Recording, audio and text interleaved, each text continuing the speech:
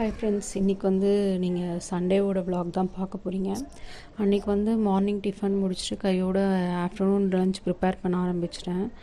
So கொஞ்சம் refill பண்ண வேண்டியது இருந்தது, மசாலாவெல்லாம் அதெல்லாம் வந்து ரீஃபில் பண்ணிவிட்டு அப்புறமா பிரியாணி தான் அன்றைக்கி பிளான் பண்ணியிருந்தேன். இது வந்து பாப்பாவுக்கு பருப்பு சாதம் தனியாக வச்சுருந்தோம். அவங்களுக்கு இன்னும் எதுவும் இன்ட்ரடியூஸ் பண்ணல நான்வெஜ்ஜு. அதுதான் ரெடி பண்ணிகிட்ருக்கேன். பாப்பாவும் வந்து இப்போ தவழ்கிறாங்க, அதனால் வந்து பார்த்துட்டு போவாங்க, கிச்சனுக்கு விளையாடுவாங்க. ஸோ நான் அப்படியே ரெடி பண்ண ஸ்டார்ட் பண்ணிட்டேன். நான் வந்து எப்போவுமே எப்படின்னா முன்னாடியே ரெடி பண்ணி வச்சுட்டு 3 பர்னர் இருக்கும். ஸோ கையோட எல்லாமே ஸ்டார்ட் பண்ணிவிடுவேன். ஏன்னா எனக்கு சீக்கிரமாக முடிகிற மாதிரி இருக்கும் சமையல். ஸோ வந்து அன்றைக்கி நான் பிளான் பண்ணியிருந்தது வந்து பிரியாணியும் மட்டன் கிரேவி பிளான் பண்ணியிருந்தேன்.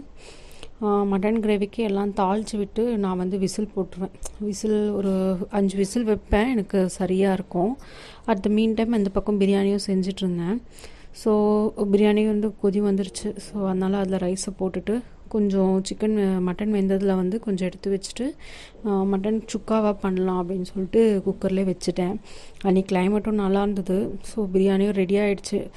தம்லேருந்து எடுத்துகிட்டு அன்றைக்கி லஞ்ச் இது தான்.